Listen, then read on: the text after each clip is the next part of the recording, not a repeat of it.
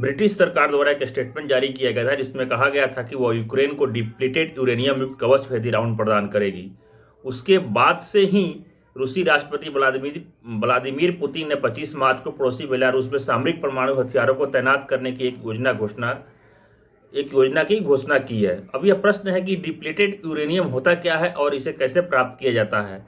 Depleted uranium संवर्धित uranium enriched uranium बनाने की प्रक्रिया में एक बाई प्रोडक्ट के रूप में प्राप्त होता है, यानी कि यूरेनियम को तैयार करने की प्रोसेस के दौरान जो हिस्सा बचता है उसे डिप्लीटेड यूरेनियम कहलाता है, उसे डिप्लीटेड यूरेनियम कहते हैं।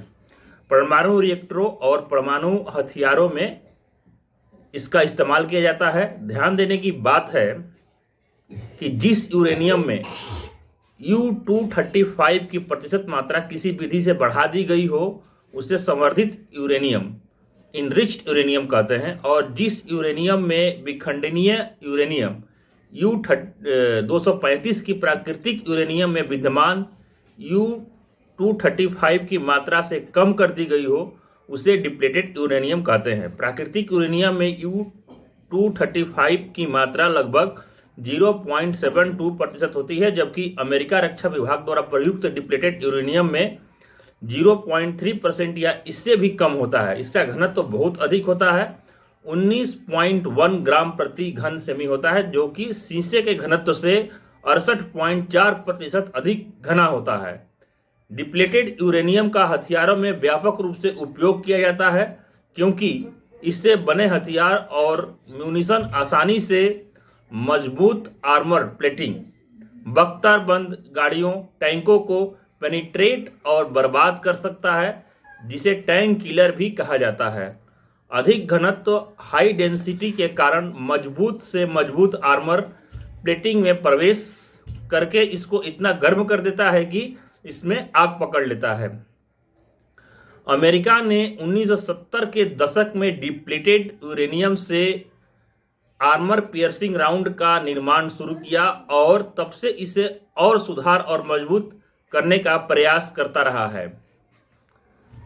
अमेरिका के अलावा ब्रिटेन, रूस, चीन, फ्रांस और पाकिस्तान इस प्रकार के यूरेनियम से बने हथियारों का उत्पादन करते हैं, जिन्हें यूरेनियम हथियारों पर प्रतिबंध लगाने के लिए अंतर्राष्ट्रीय गठबंधन के अनुसार परमाणु हथियारों के रूप में क्लासिफाइड नहीं किया गया, अतः इस पर प्रतिबंध नहीं लगाया गया है। ऐसे हथियारों का इस्तेमाल भले ही डिप्लीटेड यूरेनियम गोला बारूद को परमाणु हथियार नहीं माना जाता है, लेकिन विशेषज्ञों का सुझाव है कि ऐसे हथियारों का सावधानी से उपयोग किया जाना चाहिए क्योंकि इनसे उत्सर्जित विकिरण कई बीमारियों का कारण बन सकता है। ऐसा माना जाता है कि यह गुर्दे को भी प्रभावित करता और कई तरह के कैंसर का कारक है। ये it increases the risk of cancer. अंतर्राष्ट्रीय गठबंधन के अनुसार डिप्लीटेड यूरेनियम के उपयोग से बने हथियार जो कि अपने लक्ष्य से सूख जाते हैं, भूजल और भूमि को भी दूषित और जहरीला बनाते हैं।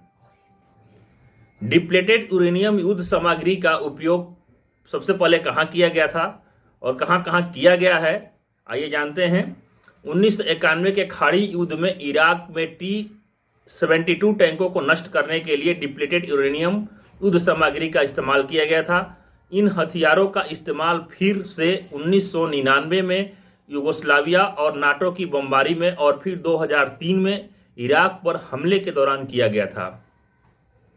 लंदन स्थित वैज्ञानिकों की फेलोशिप रॉयल सोसाइटी के अनुसार 1991 के खाड़ी युद्ध के दौरान लगभग 340 टन डिप्लीटेड यूरेनियम का इस्तेमाल गोला बारूद में किया गया था और 1990 के दशक के अंत में बाल्कन में अनुमानित 11 टन यूरेनियम का इस्तेमाल किया गया था।